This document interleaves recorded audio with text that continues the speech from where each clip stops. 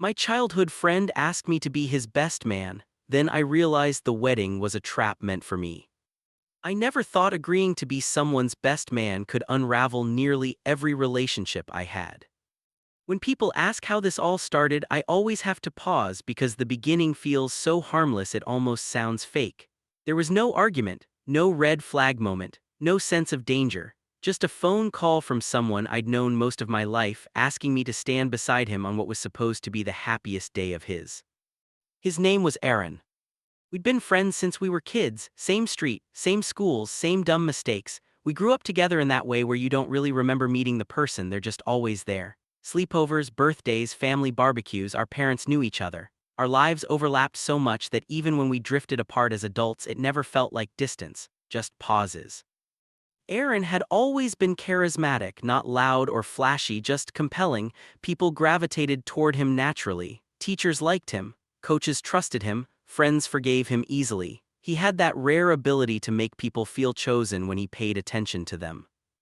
I wasn't jealous of it. If anything, I benefited from it. Being Aaron's friend meant doors opened a little easier. People assumed you were good if he vouched for you.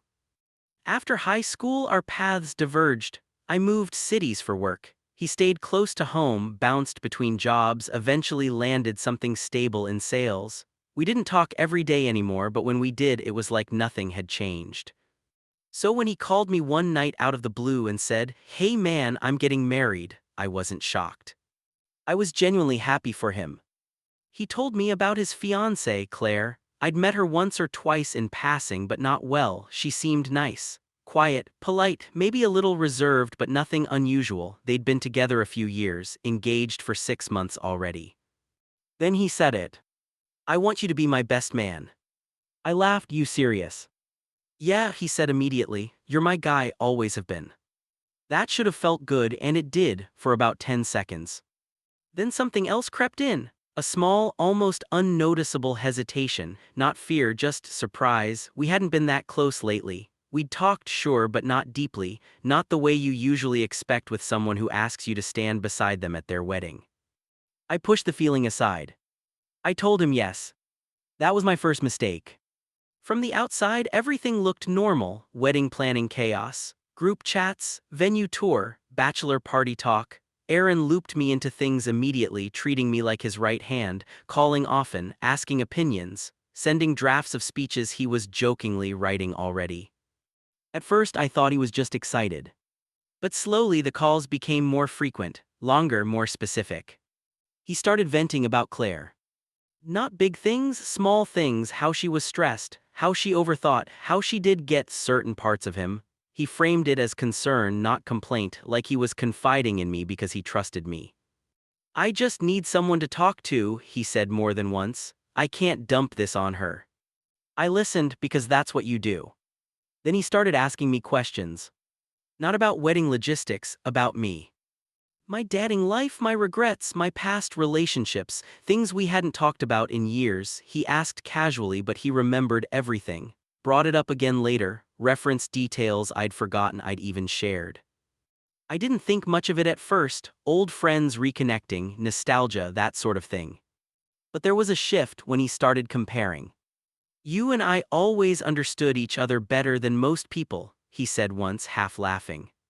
"Sometimes I think Claire doesn't really see me the way you do.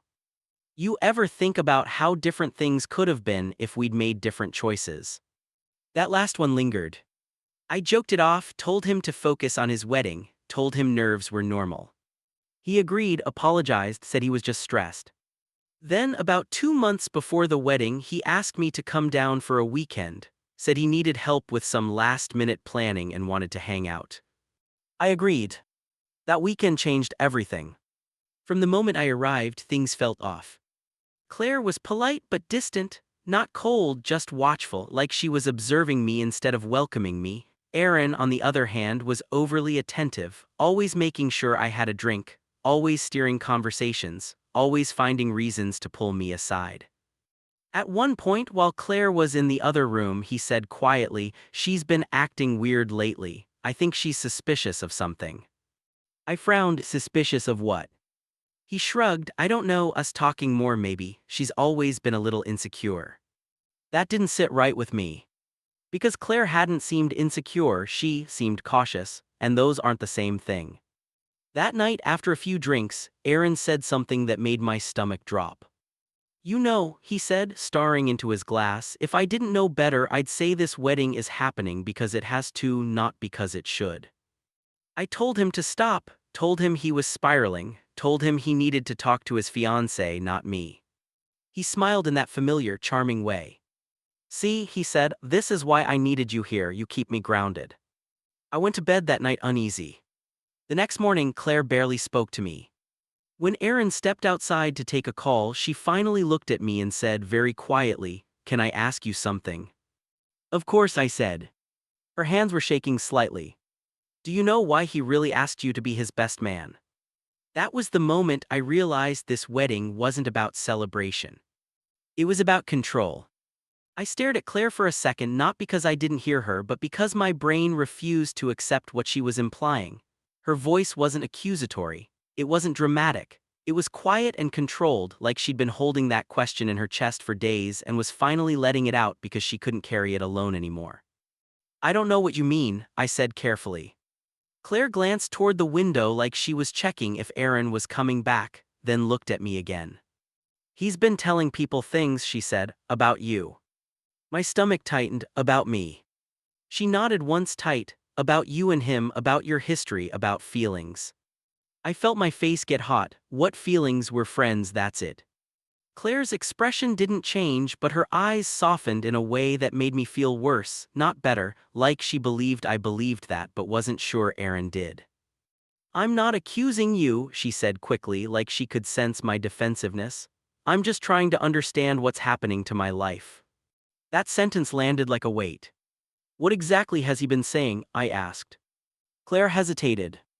He's been planting the idea that you and him have always had some kind of connection that nobody else understands. That you're the only person who's ever really known him, that I'm lucky you're okay with this. Okay with what? My voice came out sharper than I meant it to. Claire exhaled slowly like she was steadying herself, with me marrying him. I just stared at her.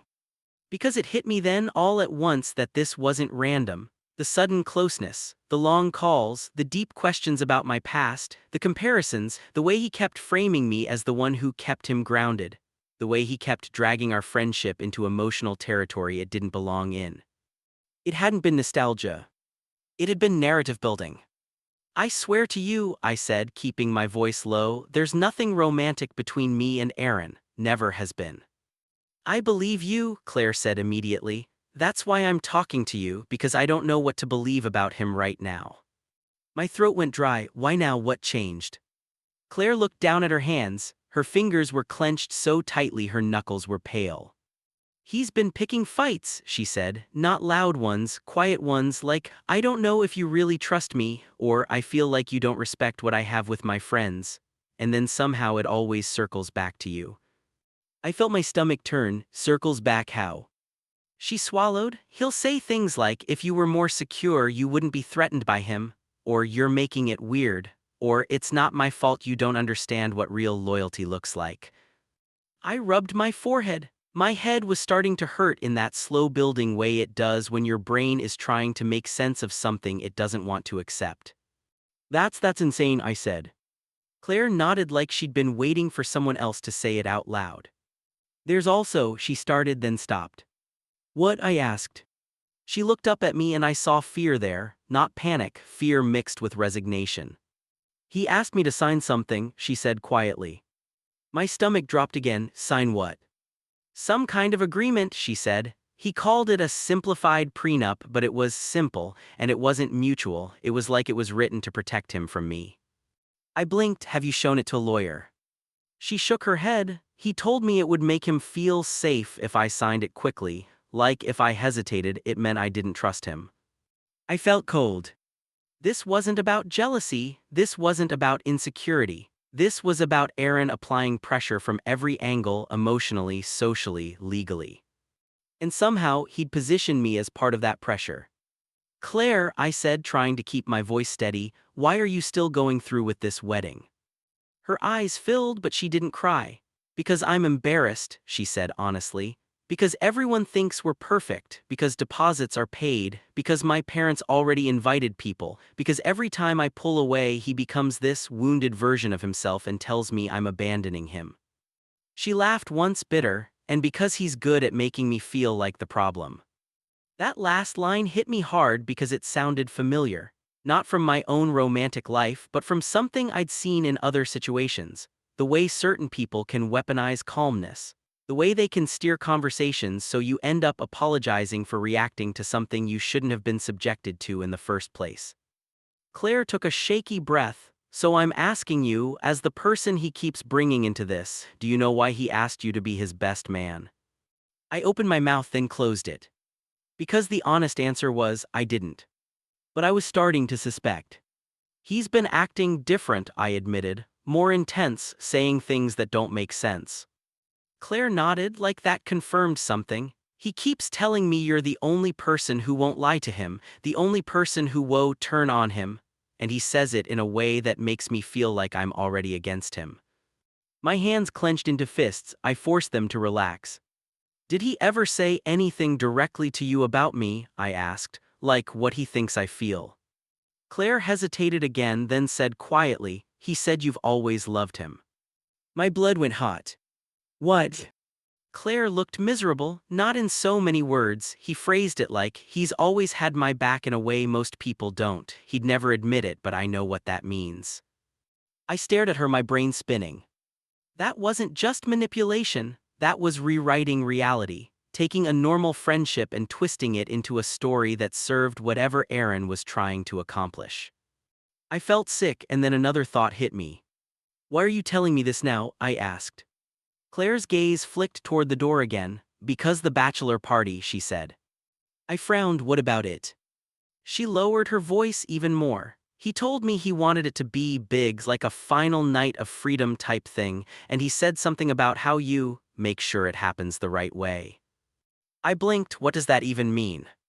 Claire swallowed, I don't know, but the way he said it made me feel like he's setting something up, like he wants a story, something he can point to later.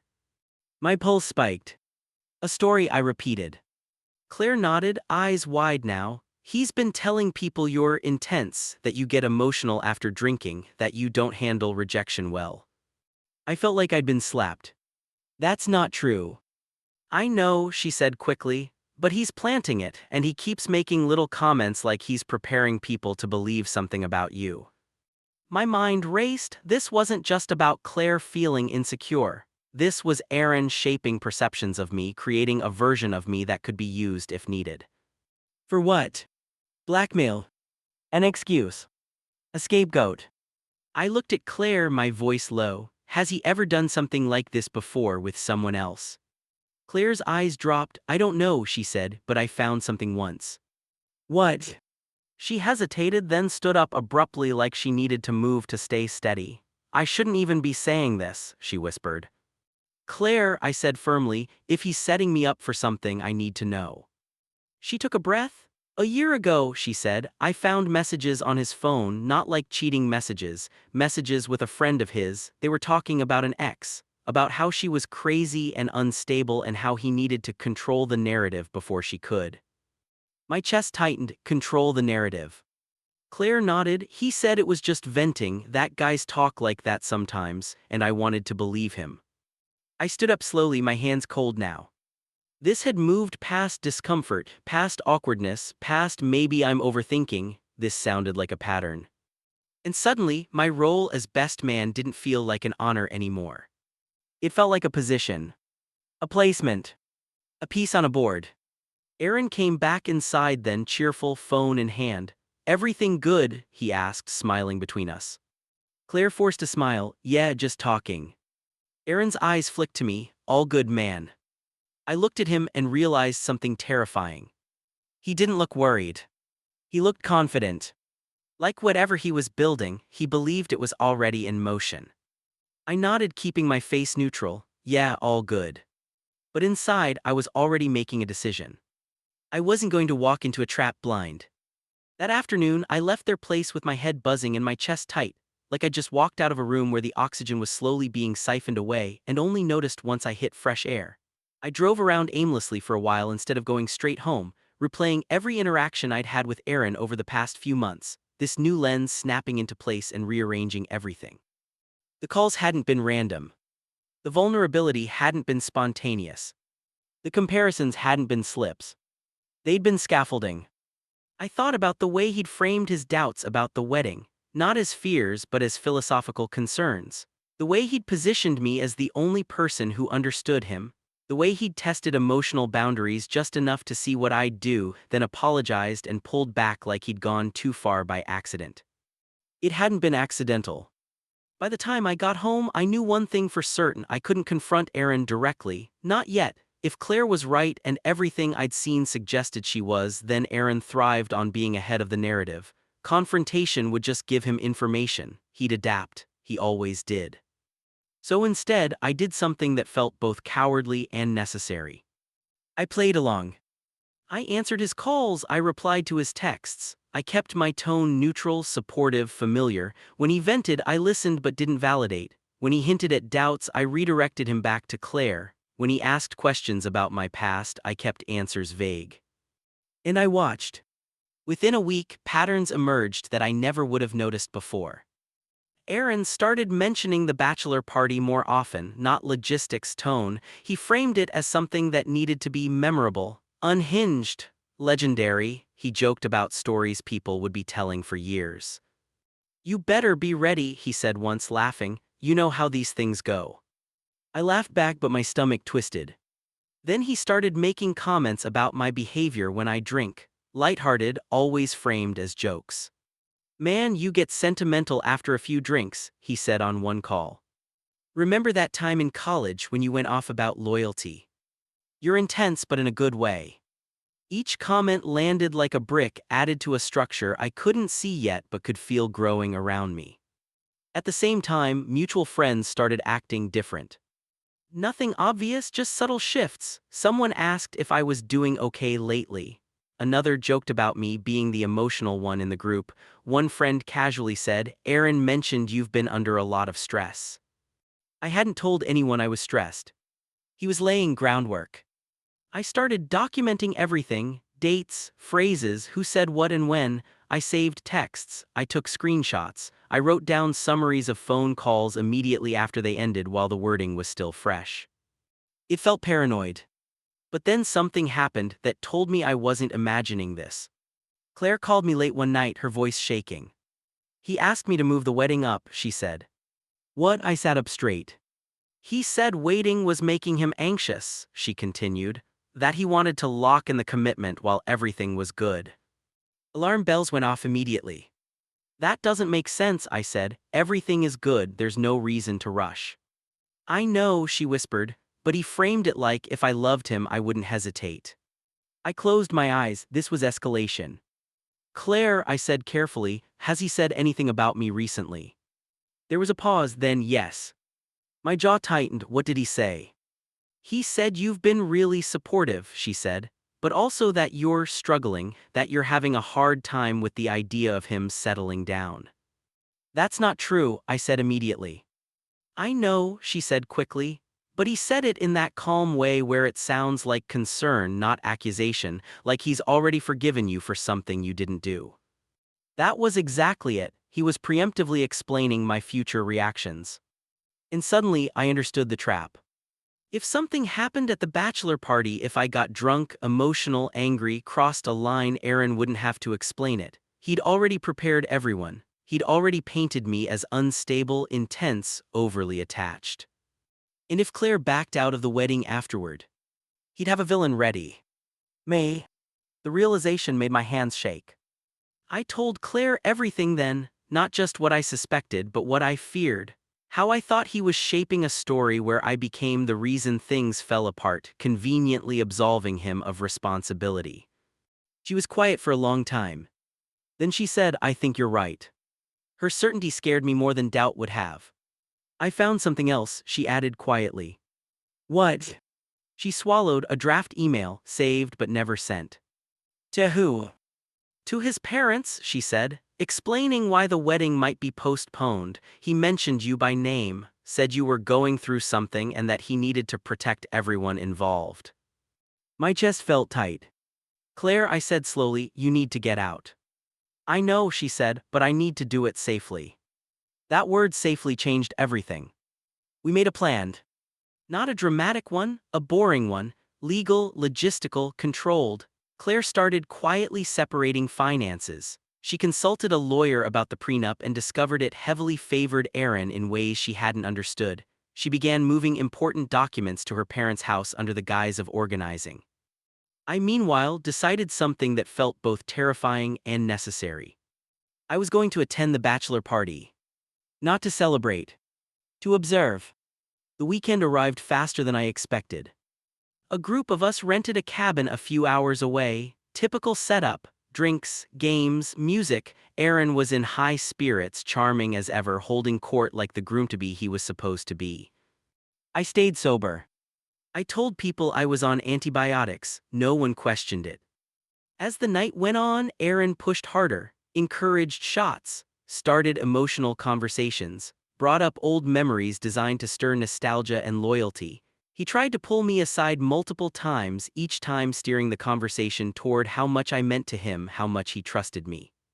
At one point he said quietly, "You ever feel like you're standing at a crossroads and everyone expects you to choose the wrong direction?" I looked at him, my heart pounding. "No," I said evenly, "I think people choose their own direction." His smile flickered just for a second. Later, I noticed him whispering to others, glancing in my direction. I heard my name more than once. I didn't know what he was saying, but I didn't need to. At around midnight, someone suggested a game that involved truths. Aaron jumped on it immediately. "You start," he said, pointing at me, "best man's honor." Every instinct in my body screamed. I smiled calmly. "Nah," I said, not feeling it tonight. He raised an eyebrow. "Come on, don't be boring." I met his gaze. "I'm good." The room went quiet for a beat, then someone laughed awkwardly and the moment passed. But I saw it then. The irritation behind his eyes. The realization that I wasn't playing my part. The next morning I left early, citing a headache. Aaron hugged me a little too tightly. "Everything okay?" he asked. "Yeah," I said, "just tired." He nodded slowly. "Get some rest." 2 days later, Chloe called me. She called off the wedding. Not publicly yet, just privately. She told Aaron she needed space and was staying with her parents. His response: calm, controlled, understanding. At least on the surface. Behind the scenes, he started moving fast. Friends got messages, family got explanations, stories were told. And just like I'd feared, my name came up. But this time I was ready. The story Aaron told spread quietly at first, the way these things always do. Not in a dramatic announcement or a public accusation, but in careful conversations and concerned messages framed as worry instead of blame. I heard about it through a mutual friend who called me one evening, hesitating before she spoke. "Hey, I don't want to make this weird," she said, "but Aaron mentioned you've been having a hard time lately. Is everything okay?" There it was. I asked what he'd said exactly. She paused. "That you're struggling emotionally, that the bachelor party was intense for you, that you might have said some things you didn't mean." I thanked her for checking in and hung up, my hands steady in a way that surprised me. I'd spent weeks bracing for this. Hearing it out loud didn't hurt as much as I thought it would. Because I wasn't panicking anymore. I already knew the story he was telling. What Aaron didn't know was that Chloe had saved everything. Texts where he pressured her to move the wedding up. Draft emails where he preemptively framed me as unstable. Voice notes where his tone shifted the moment she resisted. And most importantly, timestamps. When Aaron told people the breakup was sudden, Chloe had proof it was. When he implied she was influenced by others, she had messages showing months of pressure. When he suggested I'd crossed emotional lines, I had my own records showing exactly what was said and what wasn't. Chloe didn't confront him publicly. She didn't need to. She told her parents first, then a few close friends, calmly, factually, with evidence, not emotionally, not defensively, just truth laid out cleanly. And something fascinating happened. The narrative didn't stick. People didn't rush to Aaron's side the way he expected. Some stayed neutral, some pulled away quietly, A few reached out to Club privately and admitted they'd felt uneasy about him for a long time but couldn't explain why. One person even said, "I always thought he was rehearsed." That word stuck with me. Rehearsed. Aaron tried to regain control when he realized the story wasn't landing. He called me late one night, his voice calm but tight. "I don't know what you think you're doing," he said, "but you've caused a lot of damage." I took a slow breath. I didn't do anything. He laughed softly. "You know that's not how it looks." "I know exactly how it looks," I replied, "because you told me how it would look months ago." There was silence on the line. Then his tone shifted, sharper now, less polished. "You always had a problem staying in your lane," he said. "This is why things don't work out for you." I almost laughed. "No," I said, "this is why things didn't work out for you." He hung up. That was the last time we spoke. The wedding was officially canceled a week later. No long explanation, just a brief statement about needing time apart. Deposits were lost, guests were disappointed. Aaron played the role of the wounded fiancé beautifully for a while. But control only works when people don't compare notes. Over time, cracks formed, stories didn't line up, timelines shifted. The version of events he told one person contradicted what he told another. And without Chloe reacting emotionally, without me lashing out, there was nothing for him to push against. People got uncomfortable. Chloe moved on faster than she expected, not emotionally but practically. New apartment, new routines, therapy, distance. She didn't rush healing, she rebuilt it deliberately. One night, months later, we sat together on her balcony watching the city lights, and she said something that stayed with me. "He didn't want a partner," she said. "He wanted an environment he could manage." That was it. Aaron didn't want love, he wanted certainty, predictability, loyalty without friction. And when reality threatened that, he tried to shape it, using people, narratives, and pressure until it fit the story he needed. And I almost became part of that story. Being asked to be his best man hadn't been about honor or friendship, it had been about placement, about positioning someone he trusted to absorb blame if the illusion cracked. I wasn't chosen because I mattered. I was chosen because I was useful. I don't talk to Aaron anymore, I don't check his social media, I don't ask about him, I don't need closure from someone who was never honest in the first place. What I took from all of this is simple and uncomfortable. Some people don't manipulate by lying outright. They manipulate by preparing explanations in advance. They decide who you'll be before you ever get the chance to show up as yourself. And if you don't notice in time, you can spend years defending yourself against a version of you that was never real. I was lucky. I saw the trap before it closed. And I'll never ignore that quiet feeling again, the one that says something isn't wrong yet, but it's being arranged to be.